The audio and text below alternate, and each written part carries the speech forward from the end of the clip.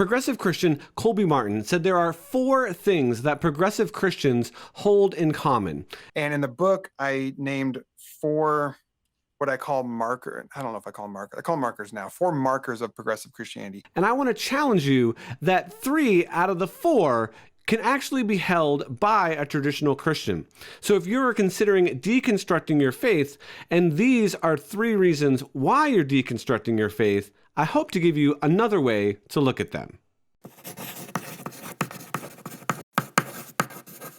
Welcome, doubters, to Dealing with Deconstruction, where we look at the bigger-than-life questions that all of us are asking, particularly when it comes to our Christian faith, and examine, is this a necessary belief to Christianity, or is it something that I could hold a different belief to?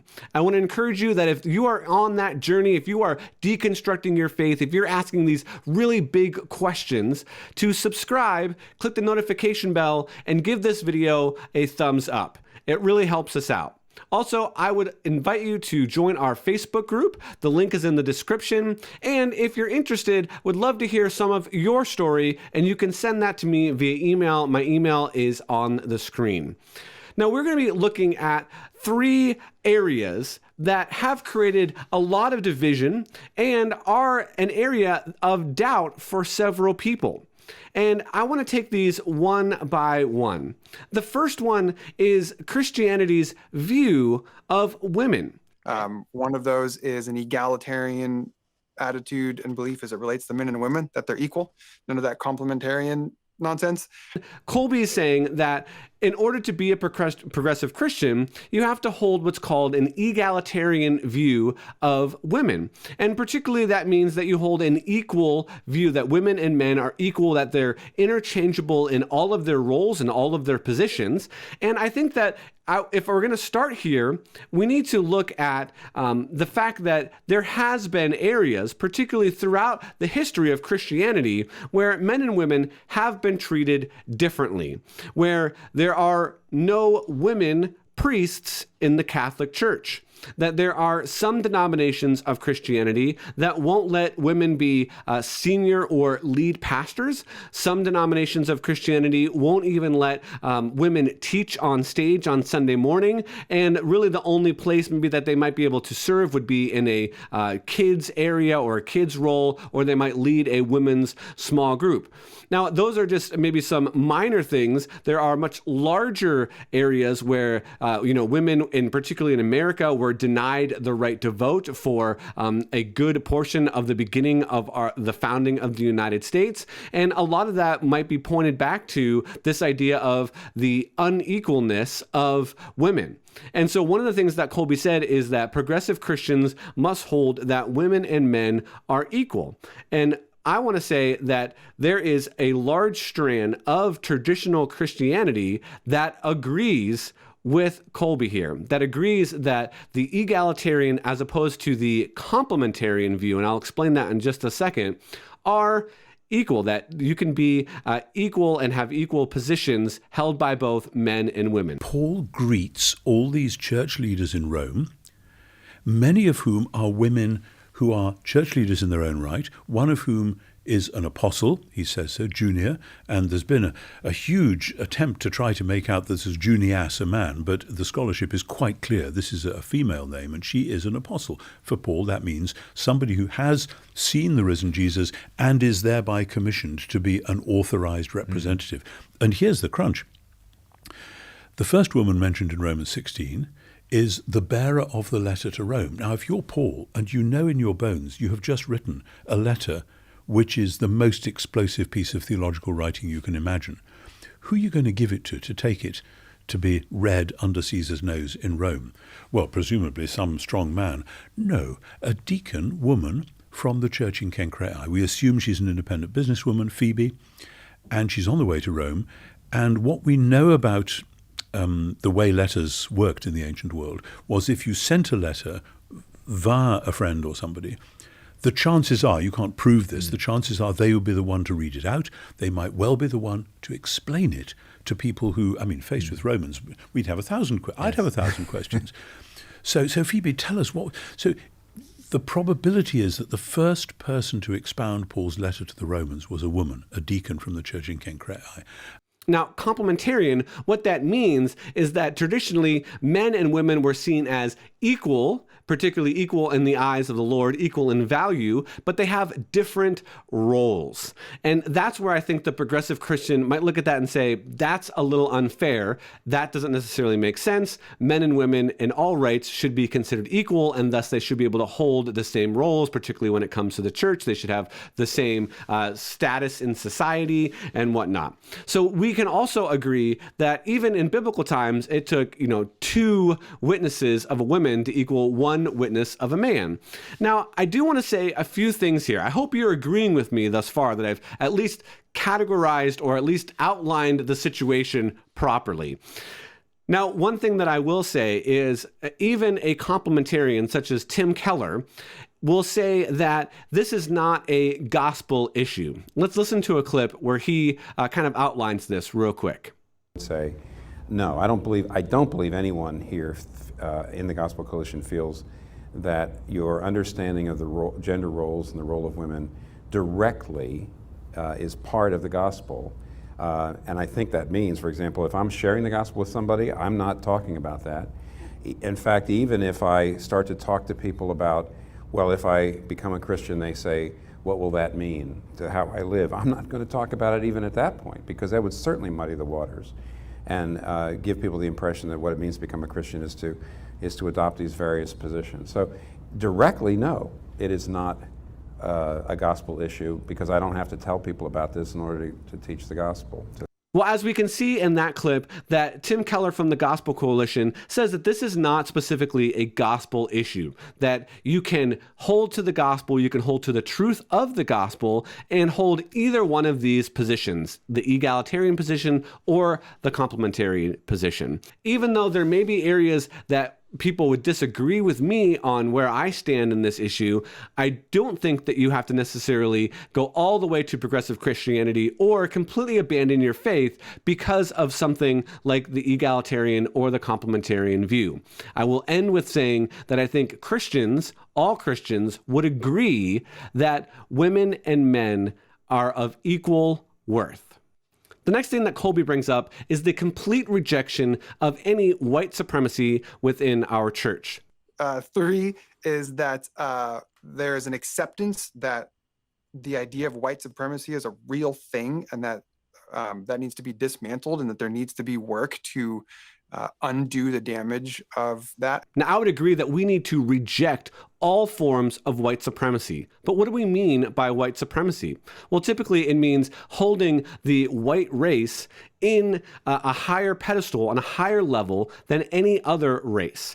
And I can see how we can look back particularly at American history, and we can look back at American churches and see how this is a significant problem. Racism is real. Racism is something that we all need to be working to end. Racism is a sin. Racism is pervasive in our culture, and it has been since the beginning of America. But I will say this, not to reduce any of the racism that's going on, but I will say that we need to work against any kind of white supremacy, and we need to work for the equality of all races. Now, that's something that I don't know of anybody specifically that holds the view that whites are better than any other race. I will also say that if you are a pastor or you are in leadership at a church and you see any form of racism or white supremacy in your church, it is partly your responsibility as the leader of that church to help weed that out. I was having a conversation with a friend of mine who is a pastoral coach. He meets with several pastors, and he was relaying a story to me of a church that he was working with where there was a lot of racism. This was a very rural church, a small church, but every time that people of different races would visit the church or even kind of try to be part of the church, there was a group that pushed back on them. And as a coach, as someone that was leading the leader of this church, he spoke up and said, you need to address this. Like, you need to face this head on. This is a serious thing. And I completely agree with my pastor coach friend, that we need to address this head on. That this is something that when we see it in our churches, that we need to address it. We need to talk about it. We need to talk about the things that are going on in our culture, in our society right now that are leading to racism and that are leading to white supremacy. So I would completely agree with Colby that if you are a Christian and you think that your race makes you superior, no matter what race you are living in sin. And I'm calling you out right now to repent and turn to Jesus.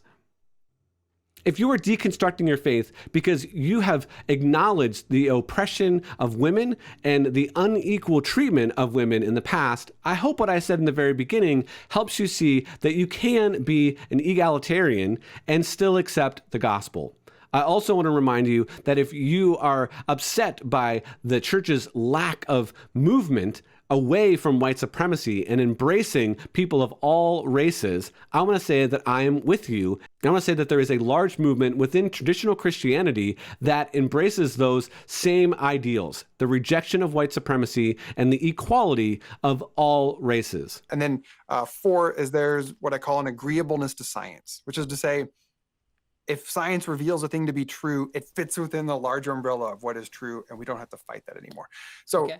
Now, I can see how if you look across the typical messaging of the right-wing evangelical Christian viewpoint, you might see a very strong anti-science view. You might see things like them adopting a young Earth perspective, that the Earth was created 6,000 to 10,000 years ago, that the whole globe was flooded at one point. And you might say that is a complete rejection of modern science. You may also look at things like a denial of man-made climate change. And you might say Christians are constantly denying the fact that the climate is changing and that we need to do something about it because we are partly responsible for that. There are several other areas where I can see Christians somewhat rejecting what's going on in science. But I want to take it one step deeper than that. I do want to say that inherently there is no conflict between science and Christianity. Now, what do I mean by that? Do we have to, kind of read the Bible upside down and with weird glasses on in order to harmonize some scientific views with Scripture? I don't think that's necessarily the case. I do think that in order to be able to do science, in order to be able to rely on the consistency of nature, that you need something like the Christian worldview in order to make that happen. But I don't think that that's a main sticking point, and so I'm not necessarily gonna drive that point home right now. I will admit that I do see somewhat of an anti-science viewpoint in some Christian circles. I will say that you do not need to reject your Christianity and hold on to science. There is no dichotomy there. In order to get underneath what's really going on here, we have to realize that science works on what's called a methodological naturalistic metaphysics. Now, what does that mean? It means that it has to assume that nature is all that exists. That when scientists go into the lab and they're performing experiments and they're hypothesizing, they are looking for naturalistic types of causation in order to be able to come to conclusions. Now, that is a very specific methodology that scientists of all walks of life and all backgrounds are using when they go into the lab. Now, I think where it becomes a little bit difficult is when we take that methodological naturalism and then apply it to a supernatural worldview such as Christianity. And I think this is where something of the conflict comes in. Now, I'm not sure how someone like Colby or other progressive Christians can square things like a naturalistic viewpoint of reality when they say that they are Christian and presumably believe in that a God that is a creator, that has at least the possibility to work miracles, and if nothing else, raise Jesus from the dead. So just right there's going to be a little bit of conflict between their view and the methodological naturalist viewpoint. So let's turn to the book Miracles by C.S. Lewis. In this book, he talks about the naturalist believes that the ultimate fact, the thing that can't go behind, is a vast process in space and time, which is going on of its own accord. That everything kind of falls into place with something else. Now, in order to accept something like this, there are some key components of Christianity that we would have to deny. C.S. Lewis goes on to say that the supernaturalist agrees that with the naturalist that there must be something that exists of its own right, some basic facts whose existence is non-sequential to try to explain, because this fact in and of itself, the ground or starting point of all explanations. So he's saying that we agree as Christians, even though we are supernaturalists, we agree that there are these natural processes that are going on. But when we're looking at something like Christianity, we're saying that nature is not the only thing that exists, that there is something supernature, above nature, that's actually going on, that is the explanation for all reality. Now let me wrap this up and say that I agree that sometimes I shake my head, I put my face in my palm when I hear Christians denying things that are so clearly evidenced by science, and that they do not conflict at all with the biblical narrative or the Christian worldview. But I will also say that we need to be careful when we're looking at the process by which scientists are coming to their conclusions and the worldview behind their conclusions. So I think we can say that we agree as traditional Christians that men and women are equal in worth, and we can agree that white supremacy and racism are both sins, and we can agree that we can rely on science and there is no conflict between a creator God and the scientific method that is happening in labs all over the world. Thank you for checking out this video. I hope I gave you 3 things to think about in your deconstruction process. I want to remind you that we have a Facebook group that you can comment on, that you can post something, that you can leave some of your story in there, and we would love to hear from you. And I hope that we were able to help you doubt towards faith. We'll see you next time on Dealing with Deconstruction.